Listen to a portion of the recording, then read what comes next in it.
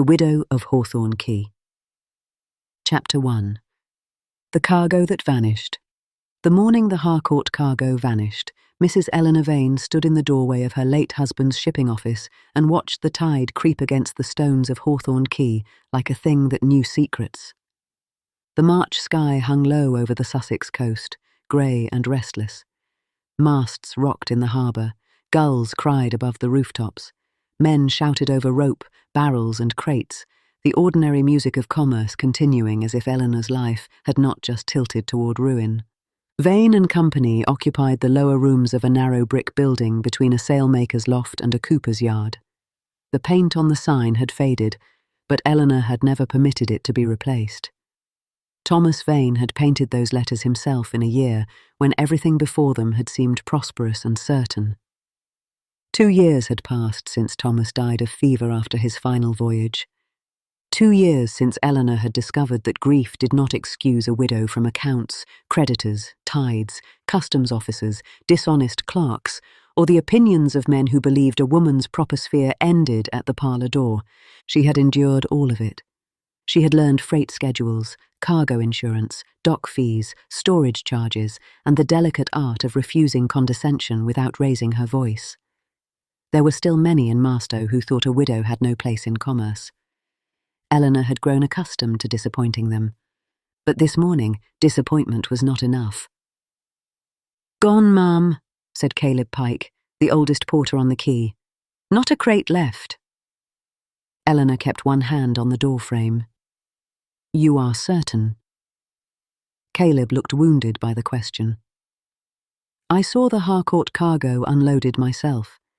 6 crates of silk, 2 chests of brass fittings, 4 sealed cases of tea, and a barrel of carved ivory handles, all marked under Vane and Company. Yesterday evening they were in the warehouse. This morning, nothing." Behind Eleanor, Miss Ada Finch gave a small gasp. Ada was 19, neat, clever with figures, and loyal with the fierceness of one who had been trusted before she expected to be. "Who had charge of the warehouse last night?" Eleanor asked. Caleb twisted his cap. Mr. Dawes signed the night register. Nathaniel Dawes, harbour deputy, smooth-mannered, polished, and almost always absent when blame was being distributed. "Send word to him," Eleanor said. "I did, ma'am. He rode inland before breakfast." Eleanor's stomach tightened. Before she could answer, carriage wheels sounded in the street. A hired chaise drew up before the office. The door opened, and a gentleman stepped down. He was tall, dark-haired, soberly dressed, and quite without ornament. His coat was plain, but excellent. His boots were clean, despite the mud. He carried a leather document case in one hand, and removed his hat with the other. His face was not handsome in any easy way. It was too severe, too controlled, with dark brows, a firm mouth, and eyes that missed very little. Yet there was something compelling in him, like a winter sea before a storm. "Mrs. Vane?" he asked. "Yes." "Sebastian Rook. I have come on behalf of Harcourt and Bell." Ada stiffened behind her. Caleb muttered something uncharitable. Eleanor knew the name. Everyone connected with shipping along the southern coast knew it. Sebastian Rook was the man firms sent when cargo disappeared. Accounts failed to balance, partners lied, or respectable gentlemen wished their scandals buried beneath ledgers. He had a reputation for ruthless precision, and Harcourt and Bell had sent him to audit her. "I expected a letter before your arrival," Eleanor said. "I sent one. It has not reached me." His eyes moved past her into the office, taking in the shelves, ledgers, high desk, worn rug, anxious clerk, and unpaid invoices stacked beside the inkstand. "Then my arrival must seem abrupt." "It does." "I understand there has been an irregularity with Harcourt's consignment." "That is an elegant word for theft, Mr. Rook." Something almost like approval flickered in his expression. "Then we shall call it theft until the facts suggest otherwise." "Harcourt and Bell believe me responsible?" "They believe your office signed for valuable cargo which is now missing. My office did sign for it. And you deny misplacing, selling, pledging, concealing, or otherwise disposing of it? Eleanor lifted her chin. Absolutely. For a moment he simply looked at her, not with mockery, but with assessment. Eleanor had been assessed by men all her life, by her father for obedience, by society for conduct, by creditors for weakness. Mr. Rook's examination was different. He seemed not to be asking whether she ought to stand, but whether she could. She did.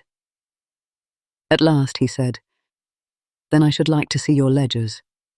You are welcome to them. And the warehouse receipt. You shall have it.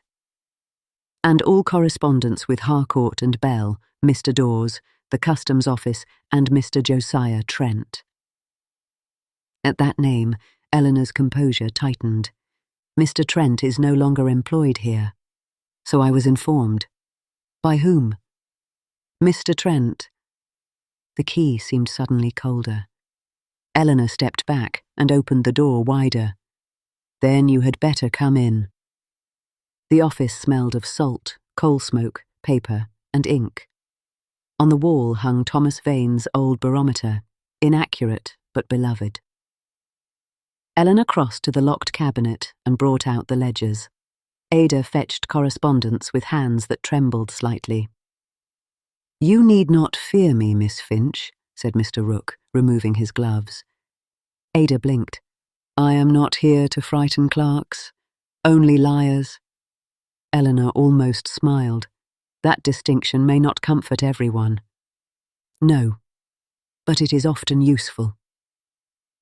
For the next hour he worked in silence. He turned pages carefully, questioned precisely, and made notes in a firm, economical hand. Eleanor answered everything. Ada copied dates. Caleb was sent back to the quay to learn who had been near the warehouse after dark. Rook asked who had keys, who witnessed unloading, who signed the night register, why an insurance entry had been altered, when Trent had left, whether Thomas Vane had ever borrowed against future cargo. At that, Eleanor stiffened. "My husband did not conduct business in that manner." "Are you certain?" "Yes. Affection can edit memory, Mrs. Vane." The words struck sharply because they held just enough truth to hurt. Thomas had been kind, generous, and beloved, but in the last year of his life he had also been tired, secretive, and reluctant to burden her with trouble. Still, Eleanor knew the difference between weakness and dishonesty. "My affection for my husband does not prevent me from knowing his faults," she said. "He could be careless with promises and too trusting of friends. He was not dishonest." Rook inclined his head. "I shall keep that in mind." By noon, the matter had darkened. The warehouse receipt bore Vane and Company's stamp.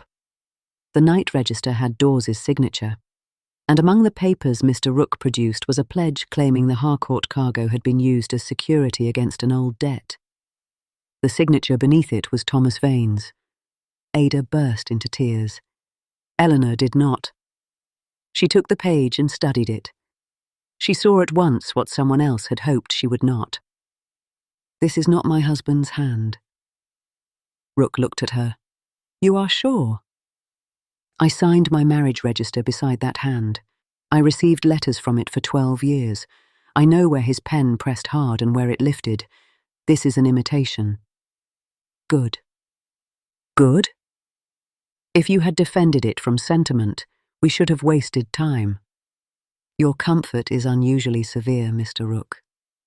I have never been praised for comfort." Before Eleanor could answer, the office door opened without a knock. Josiah Trent entered as if he still belonged there. He was a narrow man of 40, with sandy hair, pale lashes, and a smile polished by frequent use. His waistcoat was too bright for business, and his bow too familiar. "Mrs. Vane," he said, "I came as soon as I heard. Dreadful business. Dreadful." "You are well informed, Mr. Trent." "In Marstow, distress travels quickly, especially when assisted." His smile faltered. Rook turned. Mr. Trent. Mr. Rook. Trent bowed. I had hoped my former service here might be of use. Poor Mrs. Vane is naturally overwhelmed. Eleanor felt the insult like a pin beneath lace. I am not overwhelmed. My dear lady, no one would blame you. Shipping is a savage business. Even Mr. Vane found it taxing. For a lady alone. She is not alone, Rook said. The words fell quietly, but they altered the room. Trent's eyes narrowed. I only meant to offer assistance. Then tell us where Nathaniel Dawes has gone, Rook said. Dawes? I could not say. Yet you knew of Mrs. Vane's distress before half the quay. I hear things. So do I, Rook replied. Usually from men who later regret speaking. For a moment the office seemed too small. Trent turned back to Eleanor. You may find, ma'am, that Mr. Rook's methods are not always kind. I have not hired him for kindness. No, Harcourt and Bell hired him, did they not? One must remember whose interests are being served. At present, Eleanor said, I am chiefly interested in discovering who forged my husband's name. Trent's expression changed so swiftly that another woman might have missed it. Sebastian Rook did not.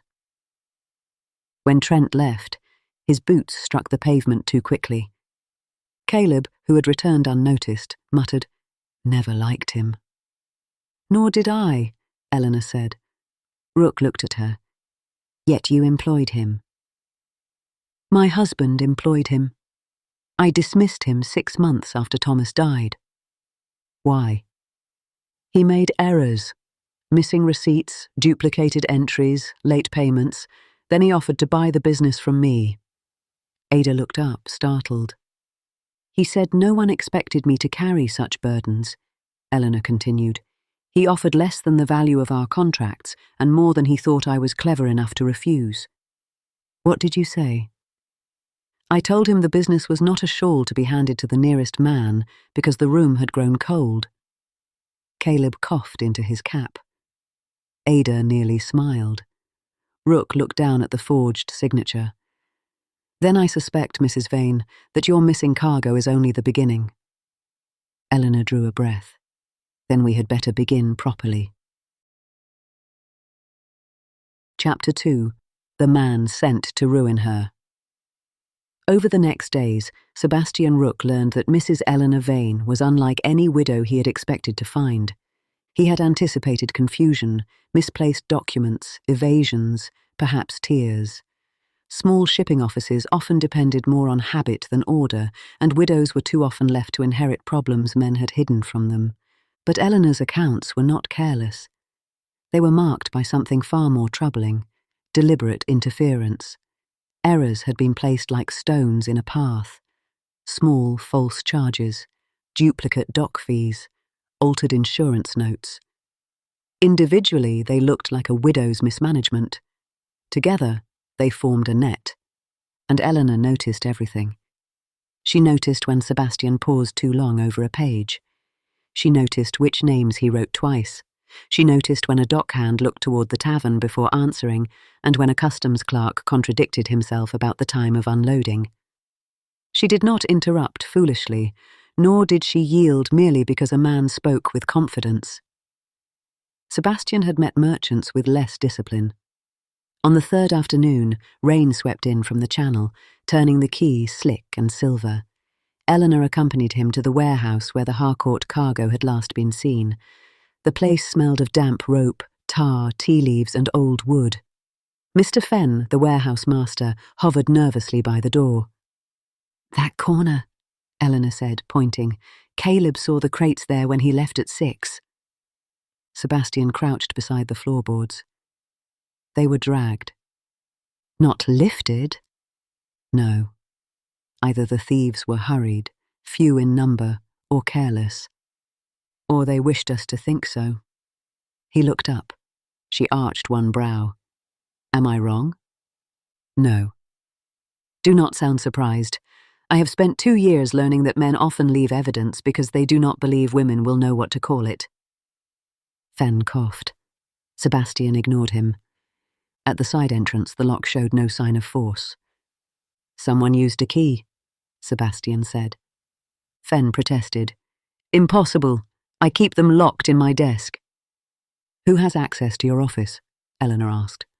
"My assistant, Mr. Dawes, the harbour master, customs when required." "And Mr. Trent." Fen looked away. Eleanor's voice cooled. "Mr. Fen. He came by last week, said he was looking into old accounts for you. I thought no harm." "You did not think," she said. Fen flushed. "Beg pardon, ma'am." They left under Sebastian's umbrella, the rain striking hard enough to blur the quay. "My office is nearer than the inn," Eleanor said. "Ada has made coffee strong enough to revive the dead." "I have questioned smugglers less formidable than Miss Finch's coffee." "You are learning Marstow's dangers quickly." Inside, the afternoon became evening. Ada copied documents, then left under Caleb's escort. Eleanor remained, though Sebastian advised rest. "Every hour favours whoever has done this," she said. "You are tired. So are you. I am accustomed to it. As am I." He could not argue with that. For a time, only the scratch of pens filled the room. Rain tapped at the windows. The fire burned low. Then Eleanor asked, "Mr. Rook, is your reputation deserved?" "Which part?" "That you are ruthless." "Yes." "Are you proud of it?" "No." "Then why permit it?" "Because reputation enters rooms before a man does. It frightens fools. It encourages dishonest men to make mistakes." "And honest people?" "They usually resent it." She looked at him across the lamplight. "I resented the reason you came. I resented your questions when I thought them accusations. But I do not resent precision, nor fairness." Sebastian said nothing. Few compliments in his life had mattered. This one did. After a pause, she asked, "How does a man become Sebastian Rook?" "By disappointing gentler expectations." "I am serious." "So am I." But she waited, and he found himself answering. "My father was a lighterman on the Thames. My mother kept a cookshop near Wapping. I learned weights, tides, oaths, and arithmetic before I learned Latin, which is to say I never learned Latin at all. I began as a runner for a warehouse office, then a clerk, then an agent. Men who cheat often assume a poor boy is too stupid to notice. Later, they assume a self-made man too hungry to be honest." "Were you? Hungry? Dishonest?" "No." Then their assumption was their error. Something in his chest tightened.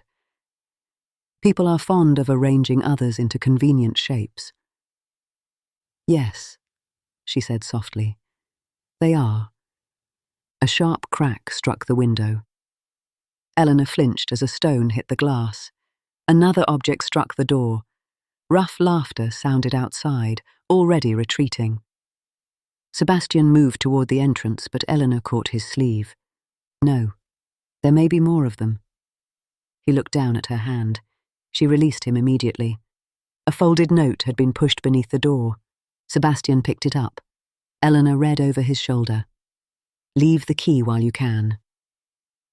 For a moment, neither spoke. Then Eleanor exhaled. "How tiresome." Sebastian stared. "Tiresome." "I have been widowed, patronized, cheated, and nearly ruined. I will not now be frightened by a poor command of drama." Despite himself, Sebastian smiled. "I shall escort you home." "That is unnecessary." "It is sensible. Any person threatened after dark should accept an escort." "Any person?" "Yes." The distinction mattered. Eleanor accepted her cloak. Marstow's streets climbed from the quay in narrow lanes, past shuttered shops and cottages lit warmly behind rain-speckled glass. Eleanor's house stood on Hawthorn Lane, modest and neat, with a small wind-battered garden. At the threshold, she turned. "Thank you, Mr. Rook." For being sensible? For not calling me helpless? He inclined his head. She hesitated. Will you be safe returning? I have managed worse streets than these. That is not an answer. No, he said, but it is the one I have. Rain fell between them. Then Eleanor stepped inside, and Sebastian walked back toward the quay with the note in his pocket and the memory of her hand on his sleeve, burning absurdly through the damp wool of his coat. By week's end, Marstow had chosen sides. Some believed Eleanor Vane had never been fit to manage a shipping office.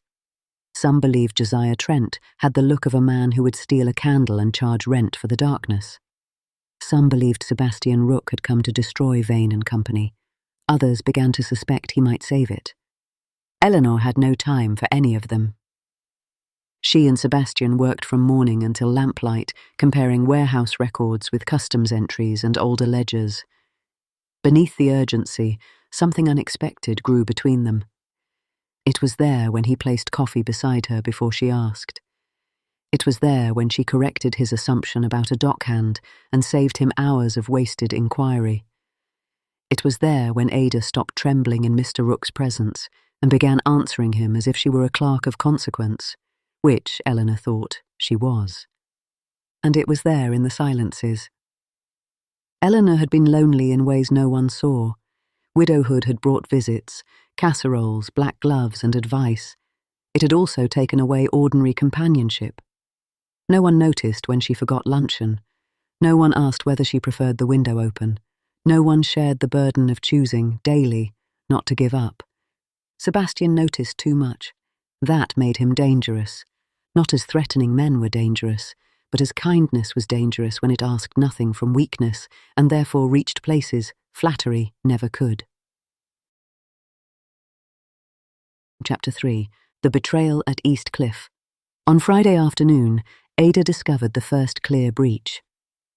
Mrs. Vane, she said, frowning over an old page, this payment to Dawes's inspection office last October appears twice. Sebastian crossed the room. Eleanor studied the entries. The second is not ours. The ink is newer, Ada said. And the hand is Trent's, Sebastian added. They spread months of ledgers across the table. One false charge led to another. Dock fees, storage fees, customs advances, small enough to seem like a widow's mistakes, large enough in some to suggest insolvency. They were creating debt, Sebastian said, making you appear incapable, then desperate. So when the cargo vanished, I would be blamed and forced to sell. Yes. To Trent. Sebastian's silence answered. Eleanor stood very still.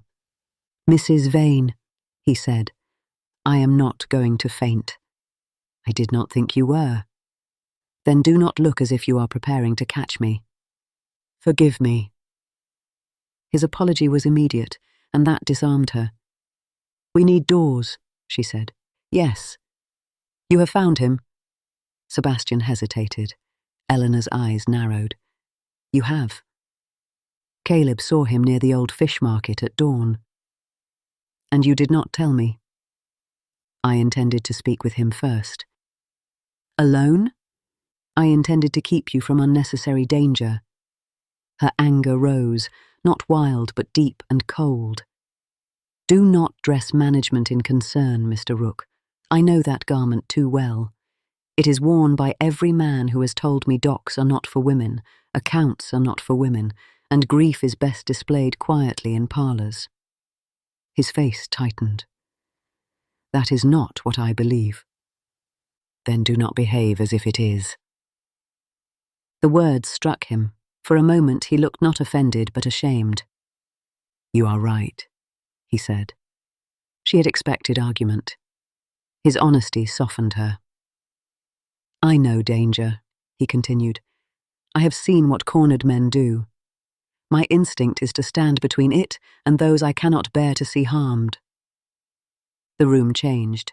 Ada, with sudden wisdom, gathered papers and disappeared to the back room. Eleanor's voice quieted. Sebastian, I will not be managed, not even tenderly. A faint smile touched his mouth. I am discovering that. But I am not foolish. If we go to Dawes, we take Caleb and Mr. Morley from the chandlery. Mr. Morley carries barrels as if they were pillows. That, Sebastian said, is an excellent plan. Try not to sound surprised. I am trying. That evening, Caleb found Dawes drinking in a private room behind the Blue Anchor, a tavern near the old fish market. Eleanor waited in a hired carriage across the lane with Ada's brother on the box. She had agreed not to enter because strategy was not surrender. After 20 minutes, Dawes emerged pale and sweating, Sebastian's hand firm on his elbow, Caleb and Morley close behind. Eleanor opened the carriage door. Mr. Dawes, how pleasant to find you returned to Marstow. Dawes swallowed. I have nothing to say. You have already said a great deal, Sebastian replied. Dawes looked at Eleanor and broke. He admitted signing the night register. He admitted giving Trent access to warehouse keys. He claimed he had not known the cargo would be used to ruin her. Trent said it was only to frighten you into selling, he stammered. He said the goods would be found later. Found where? Eleanor asked. Dawes shut his mouth. You lie poorly, she said. He trembled. The old lime store beyond East Cliff. They moved it by night wagon. Who ordered it? Sebastian asked. Dawes hesitated. Eleanor leaned forward. You helped ruin me, Mr. Dawes. Do not now pretend silence is virtue. Trent, he whispered, and Mr. Ashcombe. Eleanor sat back. Gideon Ashcombe, a wealthy coal and timber merchant, a creditor to half the town, a man who occupied a fine pew at St. Anne's and had once dined at Thomas Vane's table. He had told Eleanor after Thomas's death that she might always apply to him for advice. Someone she once trusted. The betrayal was a colder thing than anger. Sebastian saw it, but did not speak for her. Dawes agreed to sign a statement before the magistrate in the morning. But morning came too late. Before dawn, the old lime store burned. Eleanor woke to bells and shouting. She dressed without waiting for her maid and hurried toward East Cliff. Smoke stained the pale sky. By the time she reached the rise, half the town had gathered. The lime store was already collapsing. Flames licked through blackened beams. Men passed buckets, but the building was lost.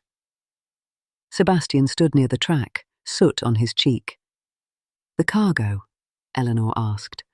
Gone or destroyed, I cannot yet say. For a moment, her strength faltered. Not because of the money alone, though the loss might still ruin her. Not even because of danger, but because men had treated her labour, Thomas's name, Ada's livelihood, Caleb's loyalty, and 2 years of endurance as obstacles to be burned away. She turned from the fire. Sebastian followed her a few steps up the hill. I am sorry, he said. The simplicity nearly undid her. I am so tired, she whispered. I know. No, you cannot.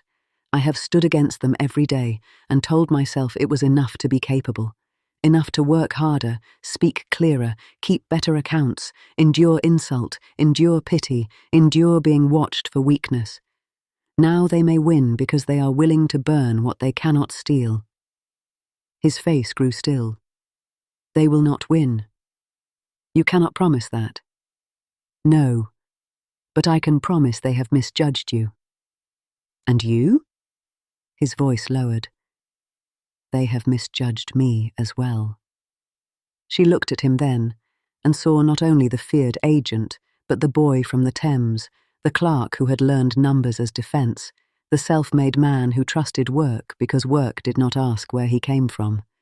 Something in her heart reached for him. She held it back. I cannot be rescued, Sebastian. I know. Do you? Yes. He stepped closer, but not too close.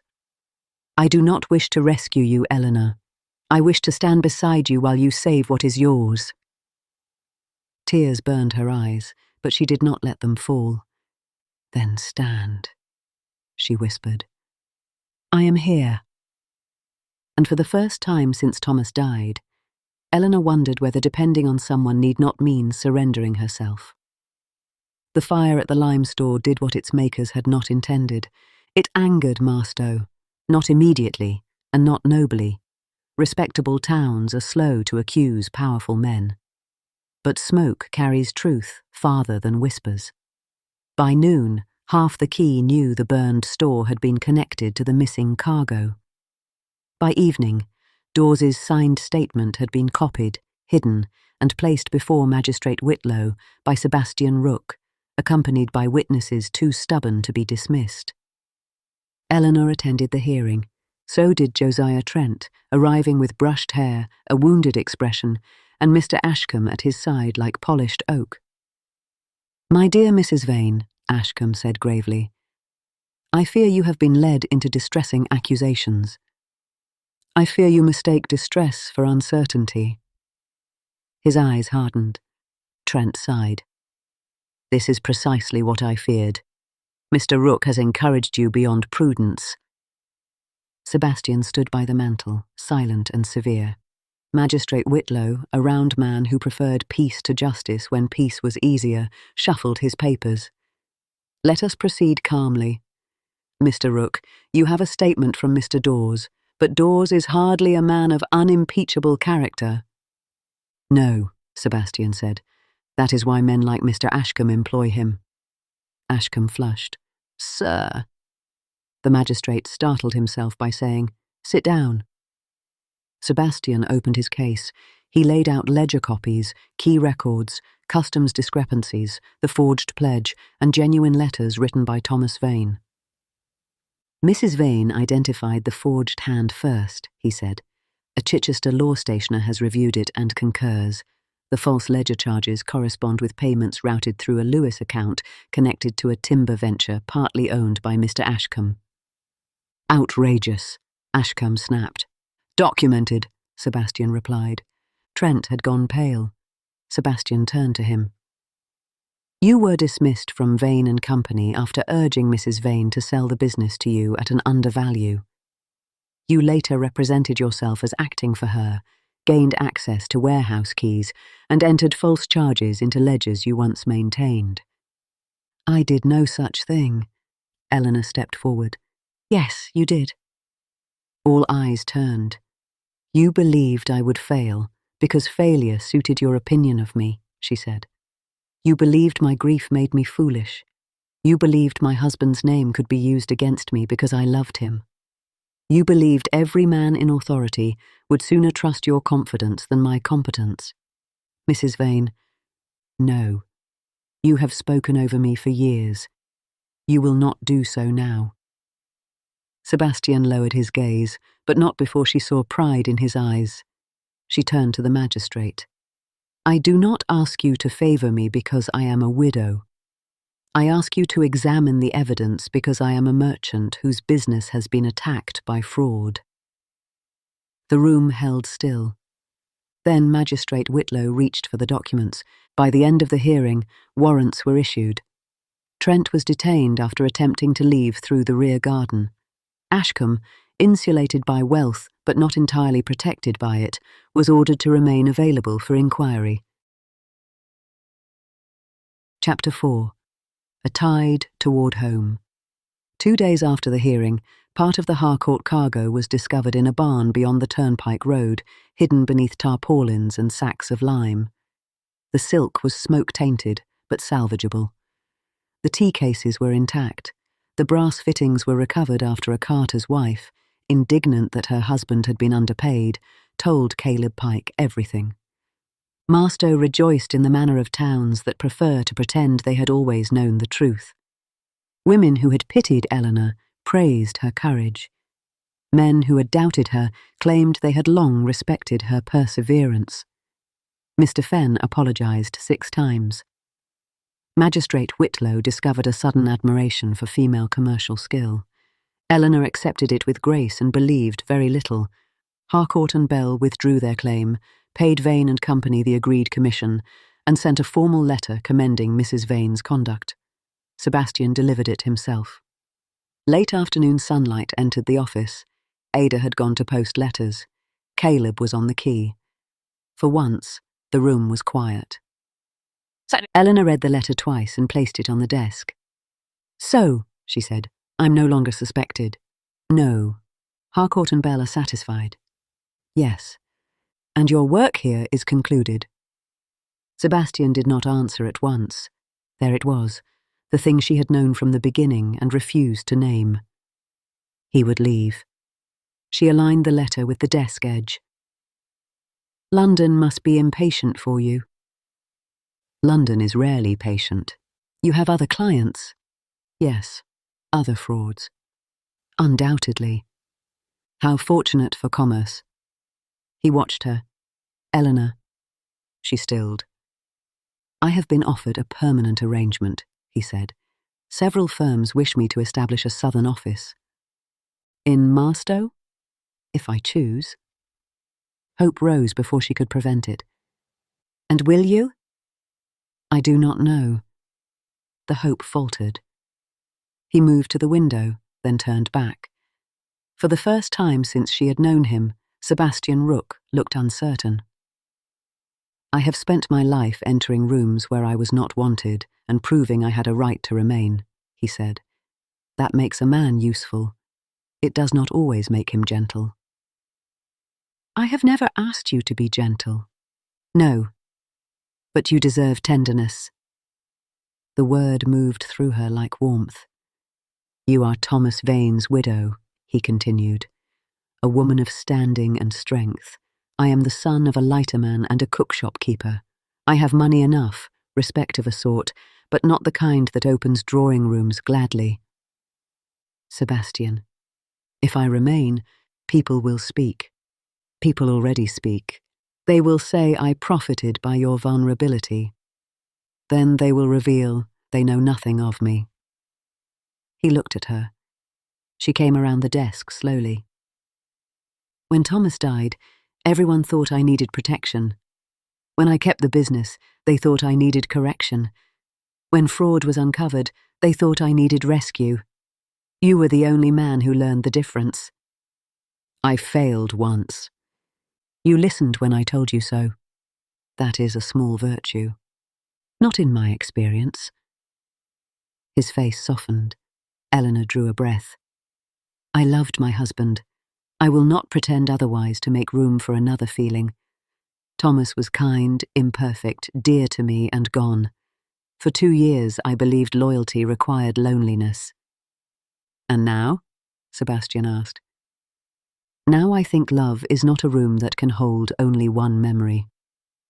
He closed his eyes briefly. She stepped nearer. "I do not need a man to save my business. I have saved it. With help, yes, with your help, but not by surrendering it. I know. I do not need a man to give me a place." "No.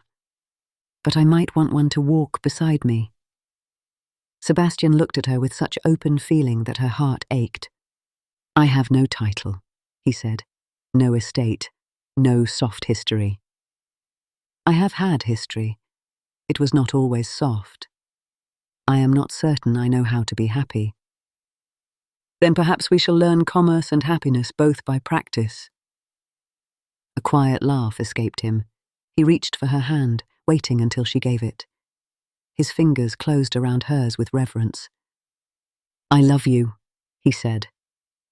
No flourish, no claim, only truth. Eleanor felt tears rise. "I believe I love you too," she whispered, "though I reserve the right to be precise once I have examined the evidence." His smile deepened. "A reasonable condition. And if you establish your southern office in Marstow, you will not interfere with Vane and Company." "I would not dare." "You may advise. When asked." "When asked. And when danger threatens." She tilted her head. "You may stand beside me." He lifted her hand and pressed his lips to her knuckles. "Always."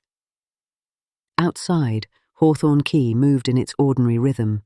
Lines creaked, Gulls cried, and the tide turned beneath a pale gold sky. 3 months later, the sign above Vane and Company was freshly painted.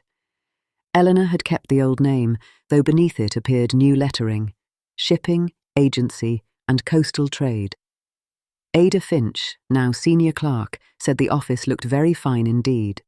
Caleb Pike declared the paint would withstand any weather unless the painter had cheated them, in which case he would personally throw the man into the harbour.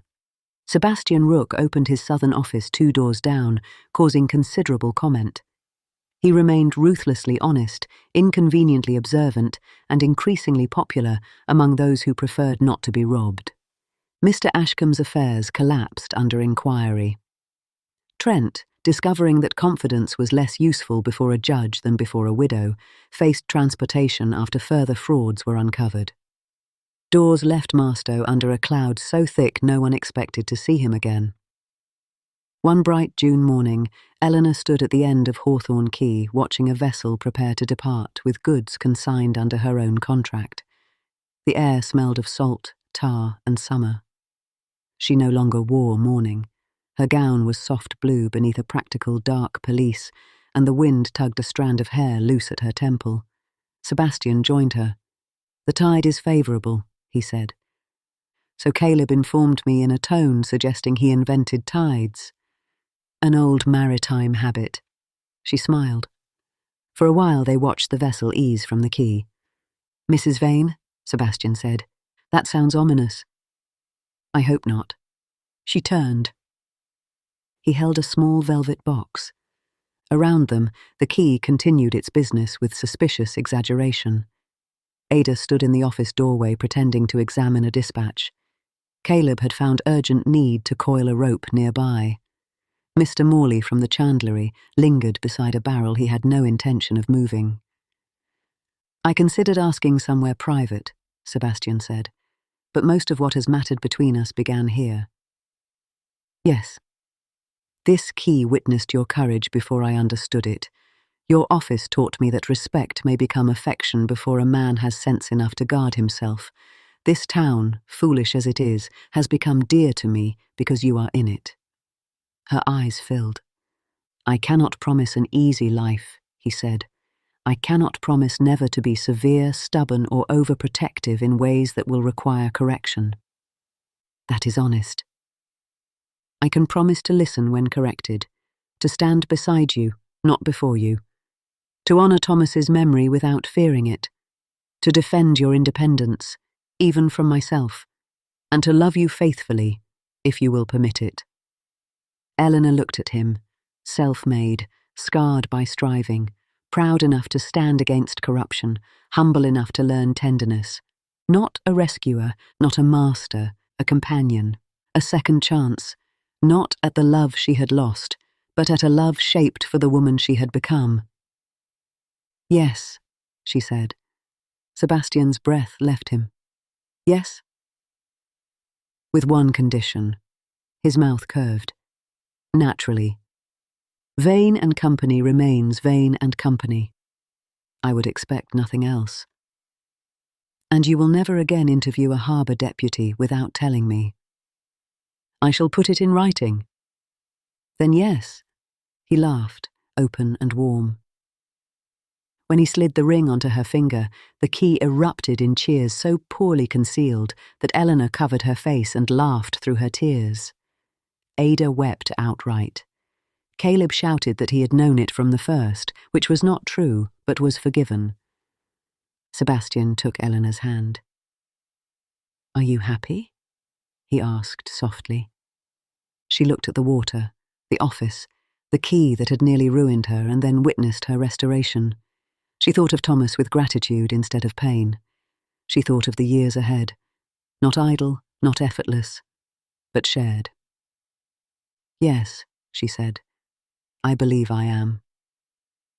The tide carried the departing vessel toward open water. Beside her, Sebastian stood steady and near.